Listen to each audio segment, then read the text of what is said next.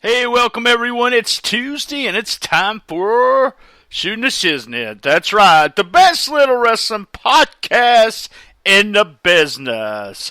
This is episode 39 and we're live from STS Studios in St. Louis, Missouri. First, I would like to thank my buddy Sean there at W2MNET.com. That's W2Mnet.com. Bob McGee at Pro Wrestlers Between the Sheets, PWBTS.com, and G Jackson, Locals to Legends. That's www.localstolegends.com. This is, like I said, the 39th episode. Very special episode. We're bringing on Bob Barnett. I usually don't even announce a guest before I bring him on.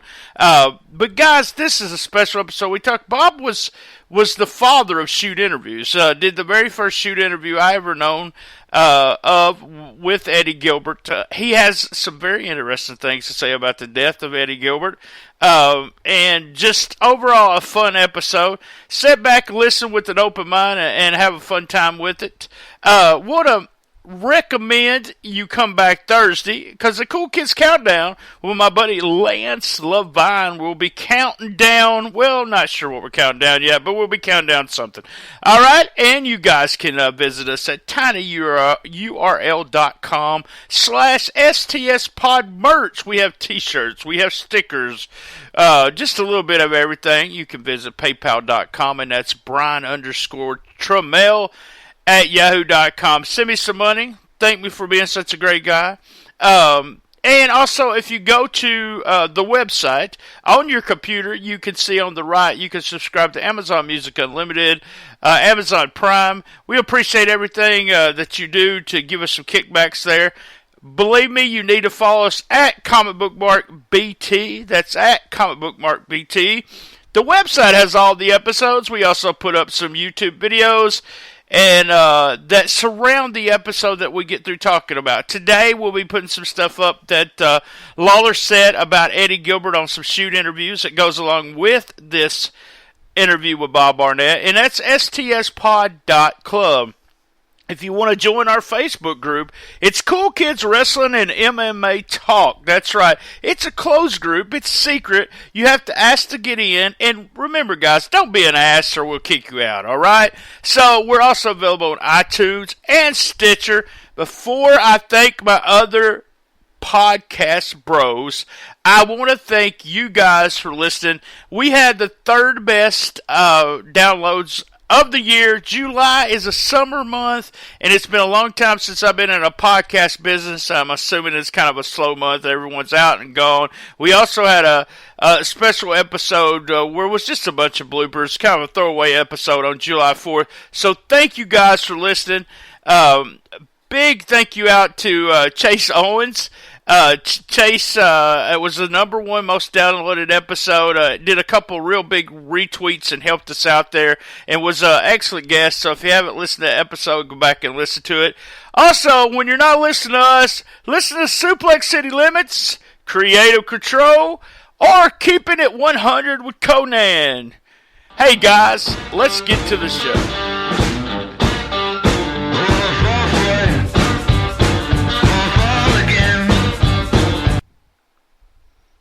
This episode is being brought to you by Summer Scissor Shiznit Giveaway. That's right. You have to first follow me on Twitter at Comic Book Mark BT, and then all you have to do is listen to the podcast, retweet the podcast, and you are entered. I'm giving away shirts, lunch boxes, masks, wrestling masks, that's right, and stickers. Drawing for winners on September the 1st, 2017. Super Summer Scissor Shiznit Giveaway is proud to present this episode of Shooting the Shiznit.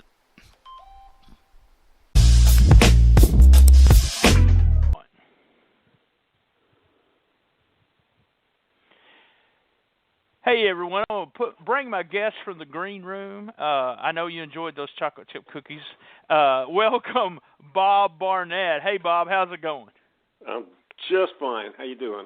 Oh, we're doing good. Me and Bob is kind of known each other for years. In those '80s, where we did fandom, where I call wrestling fandom, where guys, we went to conventions, or we did newsletters, or we traded tapes, or and the young kiddos won't get that.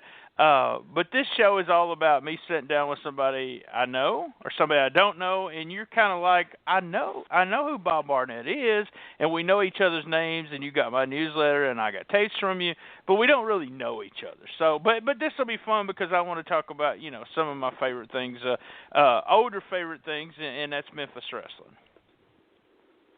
Yeah, I wish I'd gone to some of those shows. I'm out in California for anybody that's wondering, so, yeah. Right. All the way from California. Tell me something, though, and this is one of the main reasons I brought you, is to talk about Eddie Gilbert. And I consider you in the father of shoot interviews. I mean, you somehow convinced the guy back in, kayfabe days. Big kayfabe days, yeah. How did you... I know you're going to tell this and you're going to say, "Oh, it was easy, blah blah blah." But what? No. Just go through the No. process. Okay, good. I want to hear the story.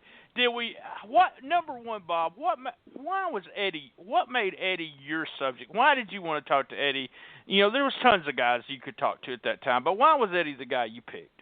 Just the stuff he was doing in Memphis. Nobody was doing it. He had such a great sense of humor. I mean, even if you hated his guts, if you were smart, you had to love the guy. I mean, he was doing everything for comedy and for reaction and just being a smart-ass punk, and you just couldn't help but love the guy. It didn't matter what he did. If you knew what was going on, you had to love him.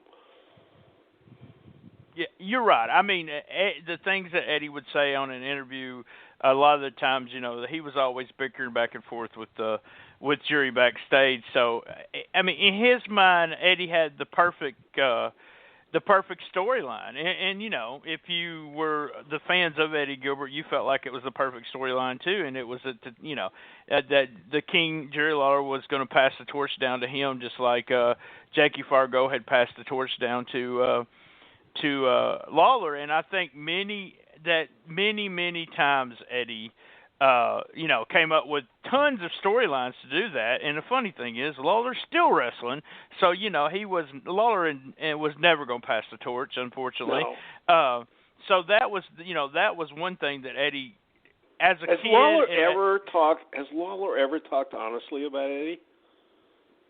I don't know. I've never said, because I know it's kind of touchy.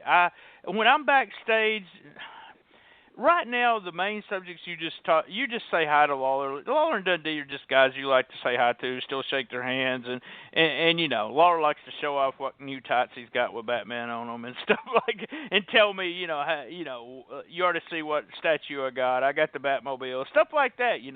He's Jerry's just a big kid, and he still loves to go to the matches and still likes to entertain, and don't really have to do it. I mean, he's got plenty of money, but still loves the. And he does it. He had told a story. I know we're getting off subject here, but in a dressing room, he told a story one night. It was me, Brandon Baxter, that used to do Power Pro, and gosh, I don't know who else is in the. It was a little independent place, and he said, "Look, I don't know anything else to do."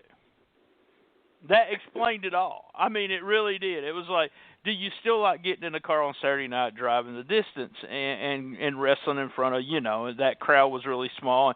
And he said, yeah. He goes, I don't know anything else. What else is there to do on a Saturday night is to get in the car and drive, 2 hours to wrestle and get your stuff back on and go home. So I guess he'll do it to the day he dies. Yeah. Yeah, he's committed. He's definitely committed. Right, and I think you're right. I mean, that might be a guy to ask, about. Well, he's the only guy. I mean, he's the guy that had the weirdest relationship of all time with Eddie. And Eddie, even though he only talked about it a little bit with me, I could just tell it just really bothered him, because I don't think he ever knew what Lawler thought about him, if Lawler was going to pass the torch, if Lawler thought he was his equal as far as, booking going, I don't think he really knew what Lawler thought of him. And he had great respect for Lawler, but it was getting him really frustrated, at the end. It did, and I seen Eddie.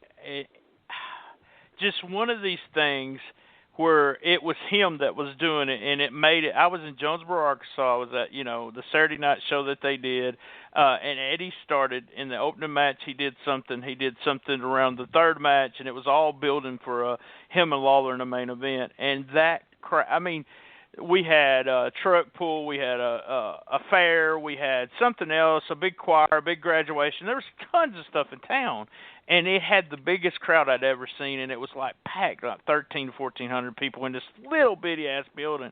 And the heat for him and Lawler, just was ungodly amount in that little building. And they didn't do nothing. They didn't have to, Eddie ended up bleeding, and I went backstage, and it's the only time I'd ever spent not a lot of time with him, but he was bleeding like crazy, and Missy was trying to get it, and she said his blood pressure was too high, and it was squirting blood everywhere. So I was like, hey, I'm done with this. I don't, I can watch it on TV, but I don't want to see this backstage kind of thing. So I have pictures of Missy with the bloody gauze in her hand, so that's pretty gross, but I really do.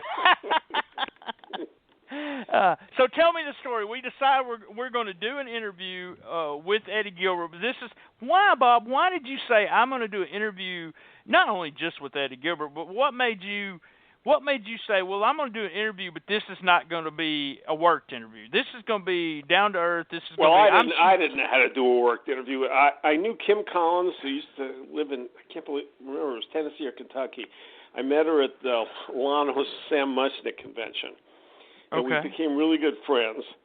And she knew Eddie. She knew a lot of guys. I mean, she knew Jeff Jarrett too, but she knew Eddie, and Eddie really trusted her. And so I told her that's what I wanted to do. And so she told Eddie, and Eddie was hemming and hawing. Some days he'd say yes, some days he'd say no. But when it got to his dad didn't want to do it. I mean, his dad really told him not to do it. And by the time we were ready to do it, he told his dad he wasn't going to do it, but he was going to do it. I mean, he really just had to sneak the whole thing. And the whole thing was weird because I flew into Kim. I think it was he was going to do a Saturday night show in Nashville or Memphis. I don't even remember. You're right. It would be Nashville. That's where the big. And they did had a spot show. Yeah. Yeah, and they got hit by a huge hailstorm, and all the power was knocked out. So when I flew in, there was no power anywhere in the city. I lucked out. I got into one of the few hotel rooms that had power. I had to pay big bucks for it. And Kim came and visited me, and Eddie called, and she called, and we got it arranged. But since Eddie wasn't coming to town, I had to go to Jackson, Tennessee to do it. I didn't know Jackson from a hole in the wall. And there was a hailstorm. And so, here I was wasted, and I had to drive all the way to Jackson. What was it, 100 miles? I don't know. Right. Yeah, it's a good piece. Jackson to, you're right. That's a good drive. So I'm lucky. I had Kim with me. She was really jacked up about doing the interview, and I talked to Eddie once before that, and he said, yeah, it's going to be real good. So we drove to Ramadi, and we go to the front desk. They told us he was in the farthest back room. He was hiding. He had gone there with Doug, but he put Doug in another room, and John Gillum was in the room with him. And I walked in, and I started to shoot, and the power went off right away. And all we could get was a couple of lamps on. All my stuff burned out, and all the lights in the room burned out pretty much. So that's why when you see the interview, it's pretty dark. Right. We didn't have any other way to do it. I mean, that whole area had just been blasted by the storm, and I didn't know what was going to happen. But I was so glad to be there, and I was so dingy from traveling that I just started asking him questions, and he just kept talking. I mean, he was talking about anything. He didn't tell me to. He never told me he wouldn't talk about something, and at the time I didn't really know anything really touchy to ask him about because I really didn't know him that well until that night. Right, and but basically I told him, I said, listen, I'm going to sell the interview. And I'm going to give you a master, and you can sell the interview. I don't care, because they figured that all these shows he's doing, he'd probably want to sell it. So that's how we did it. I mean, it was 2 hours until the batteries ran out, and it was early stuff. That was 8 millimeter, and that's just what we did that night. Everything's on tape. So just, I mean, and it was. Can you give me figures of how many? Just guessing how many copies you sold of that? I probably sold 500 or 1,000. I'm not really sure, and I don't know if he ever sold any. I told him. I don't think he did. No, I think. And what did you when you sent it? Did you talk to Eddie? I know. Did this start a friendship, or you guys talk after that a lot? Yeah, he especially called me when he was in Puerto Rico, because he'd be watching CNN and he'd want to discuss the news. Eddie loved watching the news. And, when he wasn't in Tennessee, that's really all he had to do. I don't think he partied too much in Puerto Rico, except for maybe once in a while leaving the room at the end. But, I mean, for the most part, he just liked watching CNN and talking about, the news and smart stuff. And, we got into some pretty heavy stuff. I mean, one night I could tell he was really down. And I said, "Oh, you're just still in love with Missy." And he goes, "Yeah, that's the problem." And, this was post Medusa, and he was just a mess. I mean, towards the end, he just, his emotions were getting the better of him. And was he happy with the tape? Was he happy with what you guys put together? Yeah, he loved it. From what his mom told me years and years ago, he always had it with him. Awesome. He'd show it to people, or he'd watch it, or he really dug it. He told me a few times he really dug it, that he didn't know what would happen, and I think eventually even his dad liked it. Yeah, Tommy's an old school there, so that was just something. I remember getting the tape and thinking to myself, what the hell is this? And then listening to the stuff that Eddie said, and it was just crazy. And then you were selling copies and trying to keep people from bootlegging this and bootlegging that, and then it's like everyone had a copy, and I was like, did you get yours from Bob? No, and then I sold tapes, but there were certain things that I didn't sell. I didn't sell your copy, and there were some things that I put in the list. The guy that sold the most of them, besides me at least, was Feinstein. That's what I was going to say. I believe that Rob probably saw, RF Video at the time before that, sold probably more copies than anybody. Yeah. And I didn't. And then I had some tapes that Cornett put on from 8mm or whatever, the video. Film to video. And he had spent a bunch of money, and I ended up putting them on my tape list. And then he sent me a video and said, "Hey, what the hell are you doing?" And then come to find, I told him, man, I took him off the list. I didn't know he had done it. I got a hold of him by someone else, and so I was kind of, I try to, in the bootleg wrestling tape business. I tried to be, upfront with everybody, and it's good. And me being in Memphis, I had after, you could get 2 VCRs or ever how many. I think I ended up with 8 at one time. Me being in Memphis and being able to record directly from, Channel 5, the 90-minute version, I could trade and get almost anything. I want to ask you, though, about something else. So I've heard you're one of the people that said it, and I remember many years ago, kind of some speculation on some news board, and I have no idea what it is. My memory's horrible anyway. But let's talk about, because I know stories that I was told. Okay, so I'm going to not reveal who was my source, but let me just say, if anyone knows me, knows that I was involved with Memphis wrestling. I had a very excellent source that no one knew about. In Memphis wrestling, and found out tons of stuff. I had a call about when Eddie died, and knew it and I know Doug probably don't even know this. I knew about it before Doug did. I knew about it before what they had told Randy Hales, and Randy and Doug was about to go to the ring, and I think they let him wrestle first and then told him. But I was told about it before that.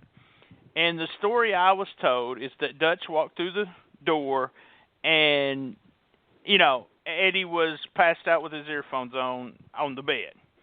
Okay, so we got a few stories here. I think the family still says it was a heart attack, right? Is that what they believe it was? I think that's what they said. I never bought it. Okay, and then one of the main things was that it was a drug overdose. And most people that know Eddie said, okay. Okay, it could have been. I always thought it was an intentional drug overdose. I don't think it was Eddie that did it. Eddie was doing a bunch of drugs, but he wasn't doing uppers that would have given him the heart attack. All right, I know what you're fixing to say, so I want to hear this because I want to hear it coming out of someone's mouth instead of someone typing it on the internet. And you were friends with Eddie during this time. What? Because what happened? So, in your opinion, what happened? Because you said I heard you say once on another podcast that you was getting calls from Eddie and he was needing to borrow some money. And what do you think happened? He was desperate for money. He wanted to borrow $10,000 from me, and he said he had a couple of cars back there that he'd sign over to me. And I remember this is the only time I ever talked to Dutch. I called Dutch, and I go, Eddie just called me and said that. What would you do? And he hung the phone up. I go, that's all I needed. Oh, my God. Yeah, Eddie was in really, really bad shape. So, yeah, I mean, he offered to sign a pickup truck or something else over to me, and there was no way. I mean, why did he need money when he was making money over there? That's my question. Well, yeah, he must have owed somebody some dough. I mean, he was really desperate for it quick. I mean, $10 grand was a lot of cash back then. That's 20 years ago. Sure it was. Yeah, I mean that's a lot of money, and so your belief is that maybe it was a drug OD or whatever, but it wasn't Eddie doing it. No, I think whoever. I mean, this is a theory, but I think whoever he owed money to took care of him because I don't think he even wanted to be in Puerto Rico at that time. Wow. He might have been wrestling the debts off or something. I mean, I don't know if $10,000 was all he was in debt. That's just all he was trying to hit me up for. And I just, like I said, I've seen very little about that, and then heard, I heard, and I knew you had talked about it. I was just kind of in shock, but nothing after what happened with Brody and everything that went on during that time, and I was good friends with Dutch at the time, and I was good friends with Bobby Jaggers, and was able. And no, Dutch wasn't my Memphis source, if people want to guess. But Jaggers and Dutch were just after that happened. They never were going back to Puerto Rico. Blah blah blah. Which we know that happened. But they were the stories that they would tell about Puerto Rico. It just seemed like you were fighting for your life at all times. And I never thought anything about, hey, I honestly thought it was an OD. I know there's other people that told me that Eddie was that they just really never seen Eddie as the pill popper. Maybe smoke weed every once in a while, but never seen him. He would take pain pills. He was in pain. He had a lot of pain. Okay. But he wasn't. He wasn't doing enough to OD. I mean, he just wanted him around because, he was in pain. I mean, he'd had some nasty injuries. I mean, going back to that neck injury, he was a mess. But I never knew him to do blow or talk about it or take an uppers of any kind. Well, that's it's just crazy. Hopefully, like I said, I probably that might open some eyes to some things for people who listen to this for the first time. Like I said, I read it on Obscure. I can't remember what.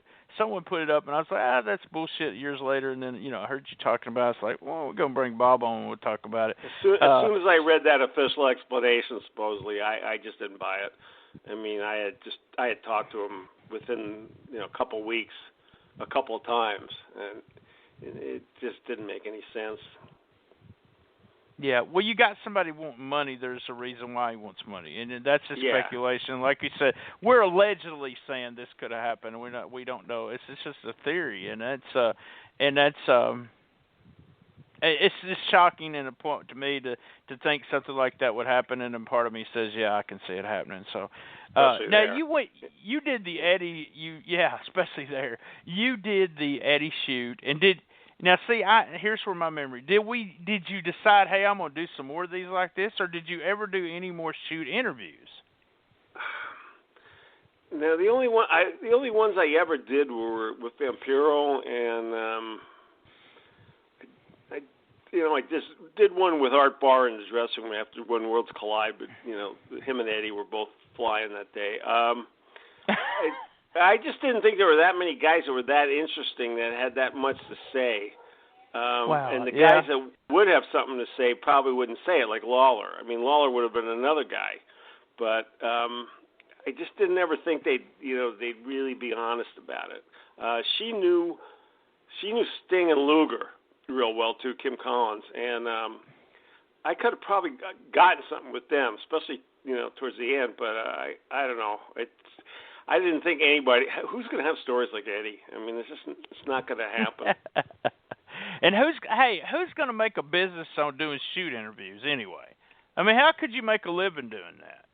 Yeah, I have to guess that Feinstein has spent tens or hundreds of thousands of dollars just to get the interviews. I mean, I know I think he paid Doug about $1,500 for his. Doug contacted me and wanted to do it with me because he knew, about the Eddie one. Oh wow, really? And this is at least 6 months or a year before Feinstein, and he wanted to do it. And I told him, look, I'm not going to front any money because I don't know if it'll sell. That's when they weren't selling anymore. I said, we'll do it, and we can split the profits, but and plus I wasn't sure what Doug would say. He'd been calling me, and I was gonna on my own dime go down there and talk to him and everything. And when he didn't get the money up front, I think he lost it. And then I don't know if he approached Feinstein or Feinstein approached him, but as soon as I heard that, I just screw Doug. It's just, I didn't ever. Me and Doug's had a I don't know. Me and Doug's had a weird relationship in and out of around the business, and it just never was. I don't know. Me and him has just never been cordial to each other, and it's nothing to do with. It's really not anything to do with either one of us. It's just things that's happened. He knows somebody I know in real life and shoot life instead of wrestling, and it's just one of those things we got heat with each other because of it. It's just real weird. Yeah, I didn't have any heat with him. It's just I just get real pissed off at people that take money from pedophiles. So that was enough. Now, folks, I don't edit anything out. So that was Bob Barnett saying that, not me. Believe me, I've dared Feinstein 1,000,000 times to sue me for saying that. This is 1,000,001, by the way. Yeah, I know. I've counted it. So no, Bob. Just a fantastic. The thing about it is also and you said Vampiro, and here I am thinking at the time that you were, and you said Eddie and Art were flying high. They did drugs. Wait, what?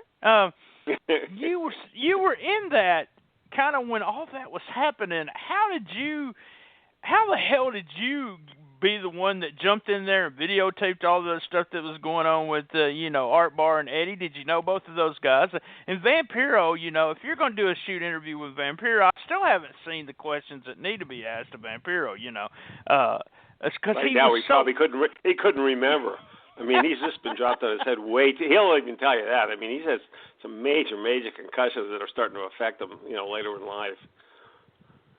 Do you still stay in contact with him? Yeah, he's coming over next week. Yeah. Oh, awesome. They're doing production meetings for the next season of Lucha Underground. Oh, that is awesome because he was just, to me, I never got it. I really never got it at first because he never, to me, was not. At the time, I was a work rate guy. So Art Barr and Eddie Guerrero were, oh my God. I know why everybody likes him, but I didn't get why Vampiro was so popular to the 14-year-old girls. And going back, I do now. I get it, but I didn't get it at the time, and I never was a huge fan of his. I like the stuff he did in WCW, but I have listened to some of his shoot interviews, and I just think he's, just comes off as really cool, and he seems to be honest with what he's saying. I heard people say he bullshits too much, but people don't understand that that's what wrestlers do. So.